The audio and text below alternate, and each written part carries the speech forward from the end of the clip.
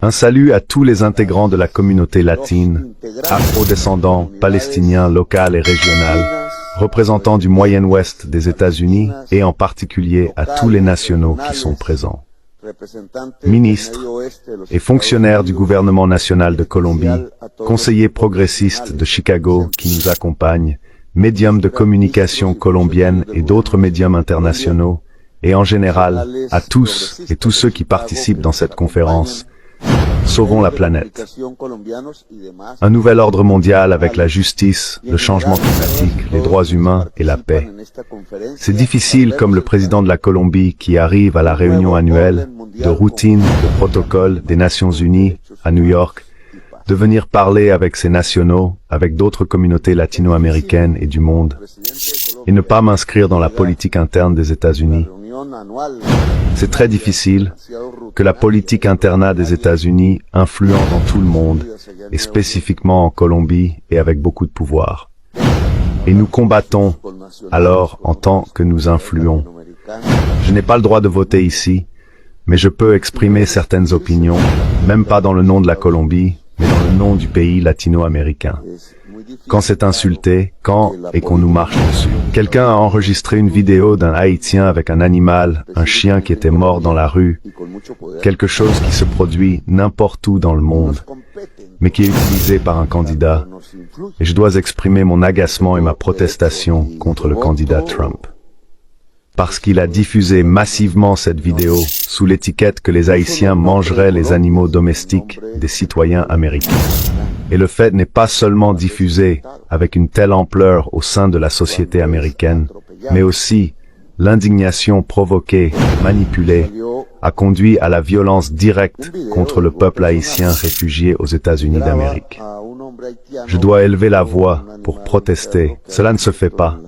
Et cela ne se fait pas pour diverses raisons parce que je suis victime de ce type de manipulation. Cela ne se fait pas. C'est du terrorisme. Vous ne pouvez pas provoquer la haine au sein d'une société au point que, sur la base d'une discrimination raciale, le citoyen étant afro-descendant, sur la base de la xénophobie contre un peuple étranger, sur la base de la haine qui est provoquée dans la différenciation humaine, vous ne pouvez pas faire de la politique réelle et juste. C'est exactement ce qu'Hitler a fait avec le peuple juif et avec les expositions politiques progressistes en Europe. Haïti a donné l'indépendance à la Colombie. Haïti a fait la révolution démocratique la plus importante du continent américain. Parce que parmi les révolutionnaires du Nord, les fondateurs de cette république, les pères fondateurs de cette république, les pères fondateurs, comme on les appelle ici, ont été les plus importants du continent américain, qui ont apporté à l'humanité un courant de liberté et d'air frais, en s'inspirant des idées des Français, qui peu après ont fait leur révolution française. Et contrairement aux révolutionnaires du Sud de Bolivar, précurseurs, les fondateurs de notre République sur le continent sud-américain et latino-américain, comme on l'appelle Haïti, a eu un plus grand courage et une plus grande importance dans le monde. Son drapeau est devenu un symbole mondial de la rébellion, parce que non seulement il construisait une république, mais sous le drapeau est le slogan de la liberté, de l'égalité et de la fraternité dont nous, Nord-Américains et Sud-Américains, sommes les héritiers. Ce peuple noir a osé mettre fin à l'esclavage, ce que ni l'Amérique du Nord ni l'Amérique du Sud n'ont fait. C'est une révolution plus brillante que la Révolution française. Non seulement sur le plan militaire, elle a dû détruire l'armée la plus puissante du monde sur ses propres terres, et avec une ampleur qui multipliait par 2 l'armée espagnole qui nous a combattus en Colombie pour que nous ne soyons pas libres. L'armée napoléonienne a été anéantie sur l'île de Saint-Domingue que nous appelons Haïti. Non seulement une brillante victoire de ces généraux noirs qui crièrent contre l'esclavage sous la bannière de la liberté, de l'égalité et de la fraternité, mais ils durent vaincre les Français qui avaient inventé ce slogan, démontrant l'énorme hypocrisie de la démocratie occidentale, qui tout en parlant de liberté, mettait des chaînes à l'esclave, qui tout en parlant d'égalité, considérait le noir comme inférieur, qui tout en parlant de fraternité, giflait et condamnait le peuple haïtien à la violence, comme vient de le faire un candidat à la présidence de ce pays, qui en parole a déchaîné la xénophobie. C'est répéter Hitler, c'est déchaîner la barbarie.